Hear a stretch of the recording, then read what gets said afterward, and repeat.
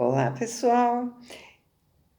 Livro Libertação, de André Luiz, capítulo 2, A Palestra do Instrutor.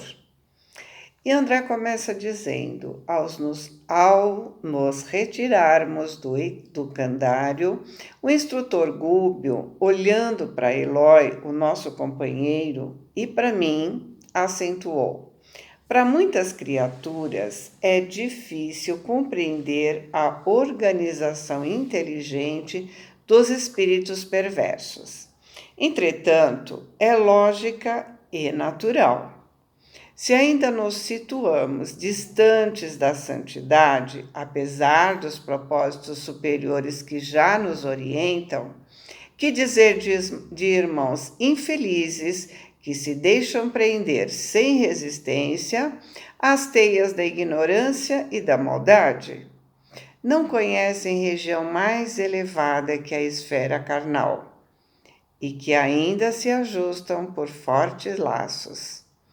Presos em formas de baixo padrão vibratório, não apreendem a beleza da vida superior e enquanto mentalidades frágeis e enfermiças se dobram humilhadas, os gênios da impiedade traçam suas diretrizes, enfileirando-as em comunidades extensas e dirigindo-as em bases escuras de ódio aviltante, ódio degradante e desespero silencioso.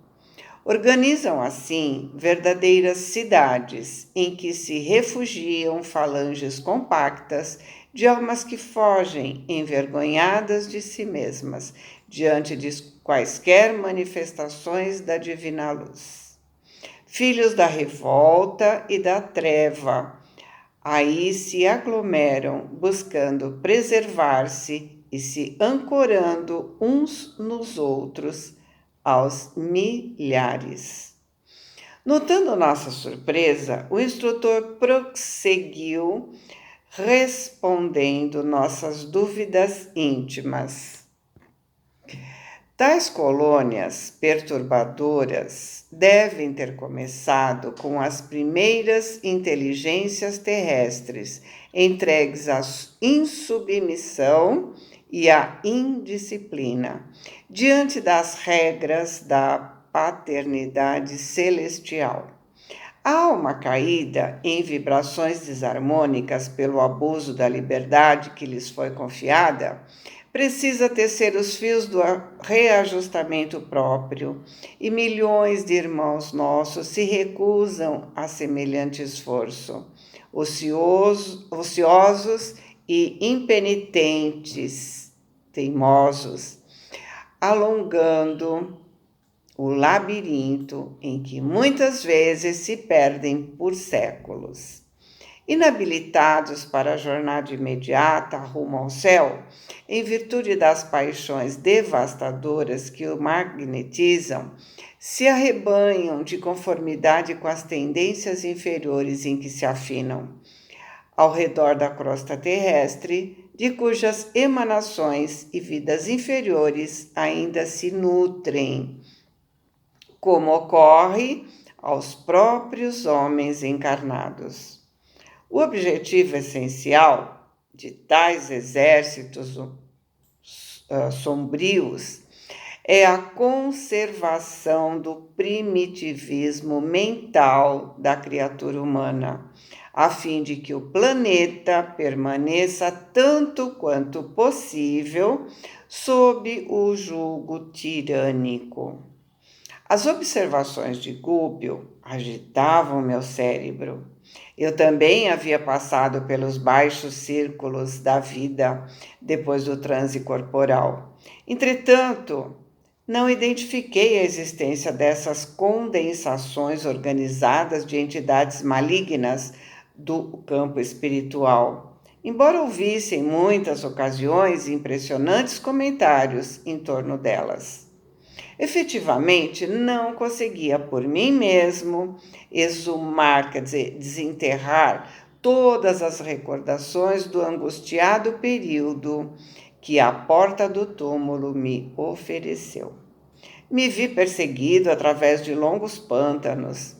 Errei aflitivamente dias e noites que me pareceram sem fim, atormentado e desditoso, mas me custava crer que as atividades maléficas tivessem um organismo diretor.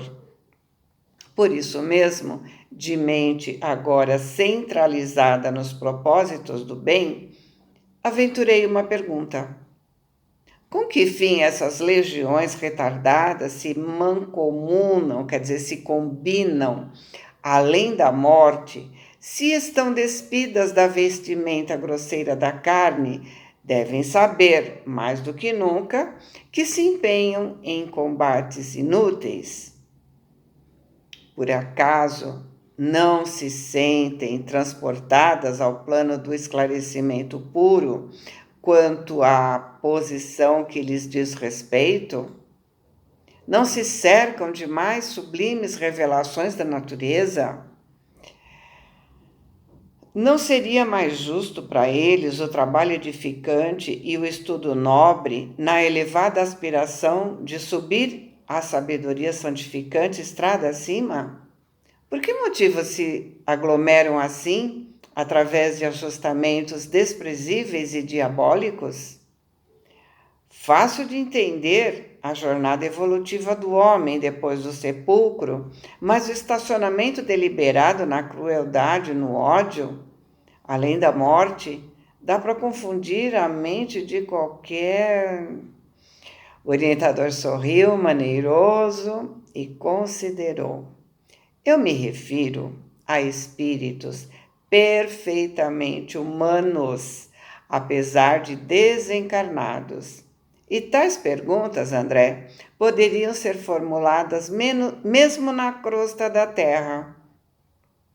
Por que razão nós mesmos, antes de acordar a consciência para a revelação divina, nos precipitávamos nas linhas inferiores todos os dias, contrariando espetacularmente a lei? À frente dos olhos, contávamos com o bendito dilúvio de claridade solar, jorrando incessante do espaço infinito. Sabíamos que a existência do corpo correria rápida, que seríamos defrontados pela morte comum a todos, que regressaríamos do mundo carnal pela mesma porta misteriosa, através do qual penetramos nele. No entanto, quantas vezes teremos menosprezado a sabedoria excelsa com atitudes de criminosa indiferença? Diante das sugestões do plano divino que te povoam agora o pensamento, você lembra de algum tempo passado em que pensou sinceramente na própria sublimação? Se desenterrarmos o passado, meu caro, encontraremos lamentáveis reminiscências. Não nos compete parar ou desanimar. À maneira do tronco frágil, é preciso crescer, subir para alcançar o oxigênio de cima. E apesar de algemados ao que fomos, à semelhança da árvore humilde presa aos resíduos do complicado envoltório que lhes encerra a semente, reclamamos ascensão, ar puro e largueza de condições para produzirmos o bem que o Senhor espera de nós. Né? Sabemos que muita coisa que fizemos faz mal, que fazemos, né? Faz mal.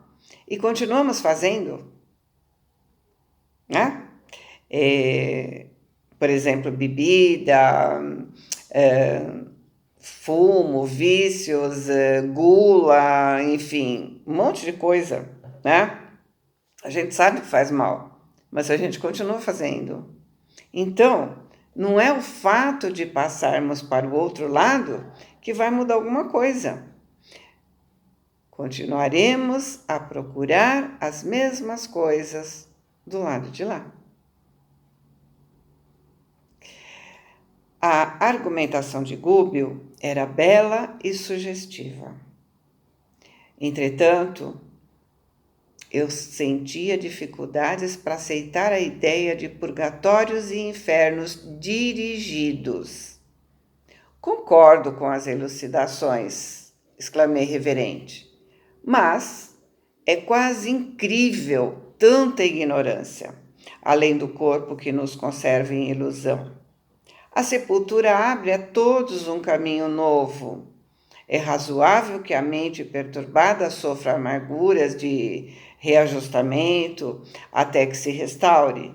Todavia, um espírito desencarnado se apropriar de certos setores do caminho, como se fosse senhor absoluto deles, para perpetuar sua tirania, é observação que me escapava. E o orientador, convincente, disse: sim, para quem refletiu sobre o assunto durante muito tempo, em sentido contrário à realidade, o apontamento surpreende bastante, mas não vejo obstáculos à apreensão do ensinamento. Reconheçamos, por exemplo, que o homem comum já atravessou desde milênios a estação evolutiva em que se demora o irracional e, em várias ocasiões, revela comportamento de nível inferior ao dele.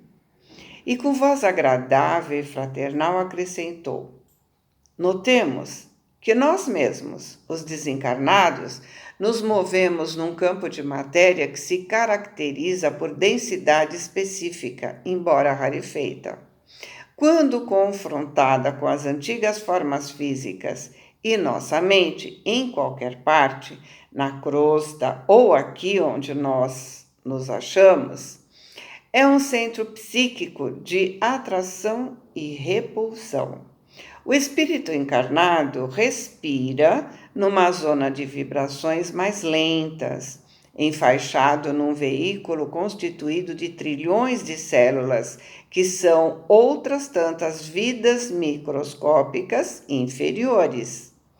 Cada vida, porém, por mais insignificante, possui expressão magnética especial.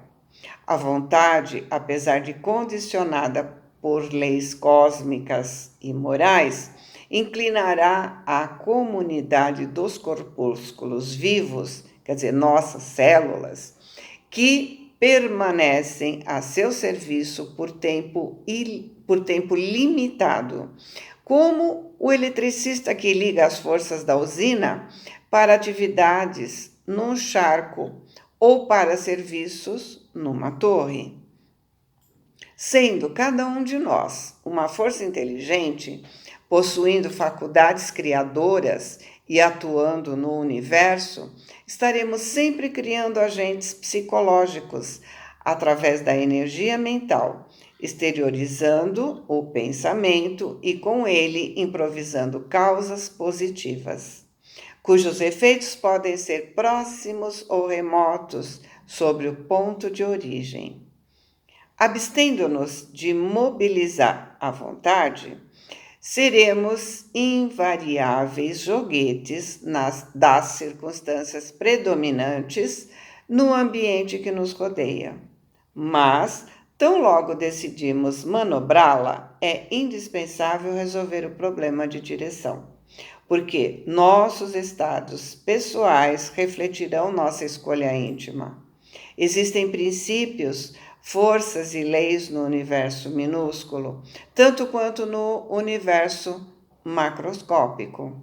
Um homem dirige sua vontade para a ideia da doença e a moléstia responderá ao seu apelo, com todas as características dos moldes estruturados pelo pensamento enfermiço. Porque a sugestão mental positiva determina a sintonia e receptividade da região orgânica, em conexão com o impulso havido. E as entidades microbianas que vivem e se reproduzem no campo mental dos milhões de pessoas que as entretêm, acorrerão em massa absorvidas pelas células que as atraem, em obediência a ordens interiores recebidas insistentemente, formando no corpo a enfermidade idealizada. Claro que nesse capítulo temos a questão das provas necessárias. Nos casos em que determinada personalidade renasce, atendendo a exigências das lições expiatórias.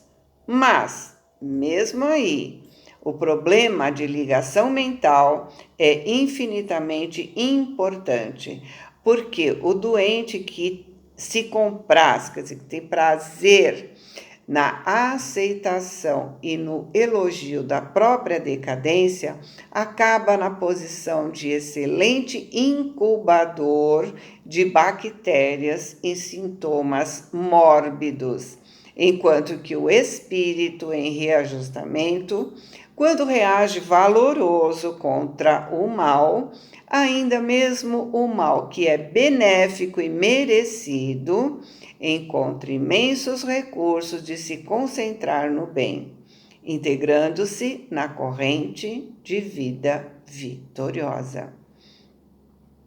Registrava as explicações profundamente edificado, e apesar da longa pausa que se fez espontaneamente, não ousei interromper a argumentação a fim de não quebrar a linha de pensamento. E Gúbio continuou prestimoso e digno. Nossa mente é uma entidade colocada entre forças inferiores e forças superiores, com objetivos de aperfeiçoamento. Nosso organismo perispiritual, fruto sublime da evolução, como ocorre ao corpo físico na esfera da crosta, pode ser comparado aos polos de um aparelho magneto-eletrônico. O espírito encarnado sofre a influenciação inferior. Essa influenciação inferior é aquela vinculada ao mundo físico, tá? Então, o espírito encarnado sofre a influenciação inferior através das regiões em que se situam o sexo e o estômago, e recebe os estímulos superiores, ainda mesmo procedentes de almas não sublimadas, através do coração e do cérebro. Quando a criatura busca manejar a própria vontade, escolhe companhia que prefere e se lança ao caminho que deseja. Se não escasseiam milhões de influxos, quer dizer, de impulsos primitivistas, nos constrangendo, mesmo de longe das formas terrestres, a entreter emoções e desejos em baixos ciclos e armando quedas momentâneas em abismo do sentimento destrutivo pelos quais já peregrinamos há muitos séculos.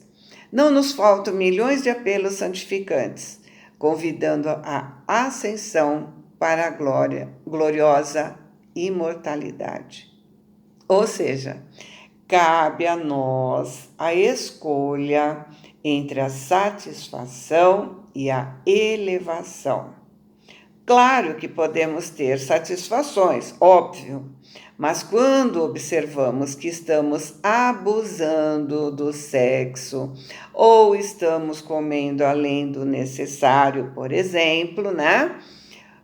Precisamos ficar espertos, porque estaremos nos sintonizando com as emoções inferiores e, portanto, não sairemos desse ciclo vicioso. Não progrediremos. Voltaremos para a espiritualidade como viemos. E voltaremos à carne da mesma forma. Que ele fala, né? O ciclo vicioso. Então, eu estou aqui, eu me rendo aos vícios, eu vou para lá, eu sou dependente dos vícios, eu me associo a alguém viciado, e aí a gente vai trocando, né? Eu volto de novo com vício, volto para lá dependente de vício e não acaba nunca. E aí, né? O instrutor, nos olhando calmamente, ponderou. Entenderam agora como é compreensível a opção de certos espíritos pela casa escura do crime, depois do túmulo, como ocorre a milhões de entidades encarnadas que, em plena harmonia com a natureza terrestre, gosta de viver no domínio da enfermidade? O rei que governa milhares, o condutor que se acostumou a traçar férreas diretrizes, o homem que se habituou a dobrar caracteres alheios, quer dizer, a se impor sobre certas pessoas, quando não dispõe de princípios santificantes no terreno idealístico, para se alimentarem intimamente na tarefa que se consagram, não se transformam em servidores humildes de um momento para o outro, só porque se desfizeram da carga de células materiais.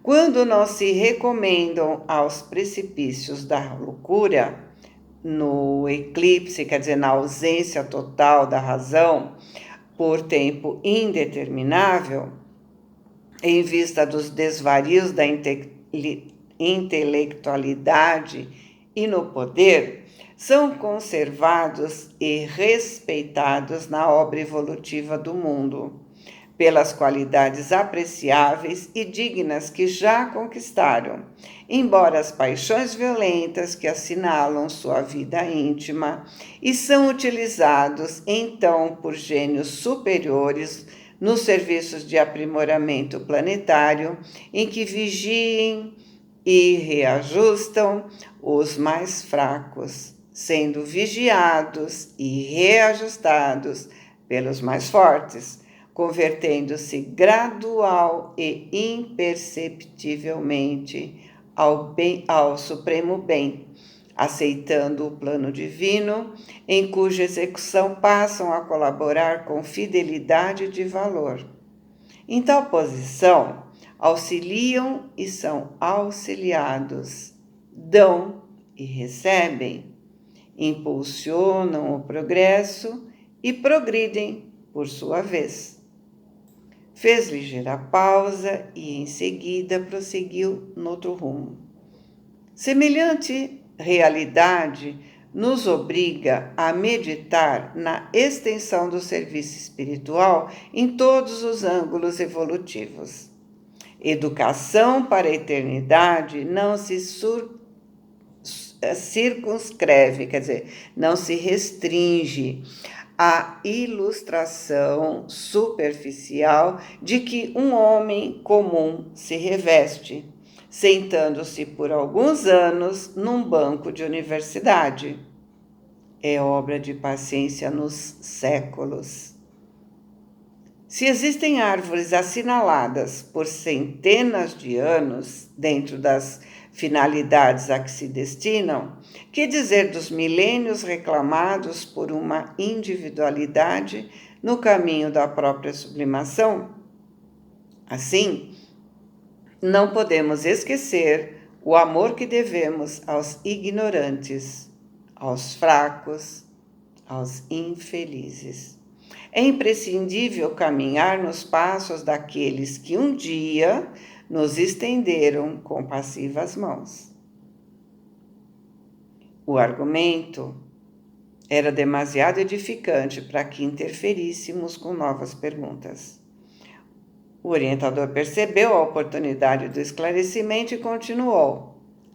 Os átomos que integram a hóstia num templo são, no fundo, iguais àqueles que formam o pão pobre de uma penitenciária. Assim, toda a matéria em si mesma.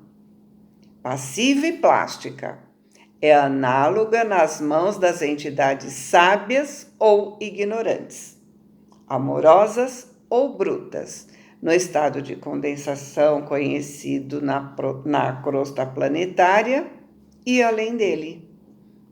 Em razão disso, as transitórias construções levantadas em nosso plano por criaturas desviadas do bem são compreensíveis.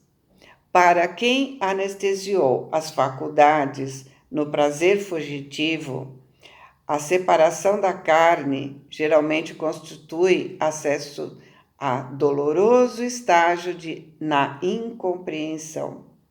E considerando que a maioria das criaturas humanas persegue as sensações do corpo físico, como se as atrações genésicas e o desvairado apego aos bens provisórios dos círculos mais baixos fossem toda a felicidade do mundo, a colheita de personalidades desequilibradas é sempre inquietante, conservando quase inalteradas as fileiras escuras dos insensatos cultivadores da satisfação egoística a qualquer preço. Loucos, perigosos, por serem voluntários, dirigidos por inteligências soberanas especializadas em dominação, constituem hordas, constituem bandos terríveis que, a bem dizer, vigiam as saídas das esferas inferiores em todas as direções. Então Eloi, sob visível consternação, perguntou: e por que Deus permite semelhante irregularidade? Não bastaria a ligeira ordem do Eterno para sanar essa desarmonia? Gúbio, prestativo, não demorou a responder. Sorrindo, Franco disse com interesse: não será o mesmo que perguntar o motivo pelo qual o Senhor nos esperou até ontem? Acreditaremos em paraísos miraculosos? Por acaso, não sabemos que cada homem se sentará no trono que levantou ou se projetará ao fundo do abismo que preferiu? Além disso, é necessário reconhecer que se o lapidário aprimora a pedra usando a lima resistente, o Senhor do Universo aperfeiçoa o caráter dos filhos transviados de sua casa, usando corações endurecidos, temporariamente afastados de sua obra. Nem sempre o melhor juiz pode ser o homem mais doce. Qualidades morais e virtudes elevadas não são meras fórmulas verbalistas, são forças vivas. Sem a posse delas, é impraticável a ascensão do espírito humano. Personalidades vulgares se apegam à salvaguarda, à proteção de recursos exteriores e neles centralizam os sentimentos mais nobres, prendendo-se a fantasias inúteis. Então, a mente, na insegurança, se encarcera fragilmente no pavor. O choque da morte imprime tremendos conflitos à sua organização perispirítica, veículo destinado às suas próprias manifestações no círculo novo, de matéria diferente a que foram arrebatadas, e após perderem abençoados anos no campo didático da esfera carnal, enredadas em conflitos deploráveis, erram aflitas, exânimes, desanimadas e revoltadas, ajustando-se ao primeiro grupo de entidades viciosas que lhes garantam continuidade de aventura em fictícios prazeres. Eu vou parar aqui, está quase no limite do filminho. Aguardem a segunda parte.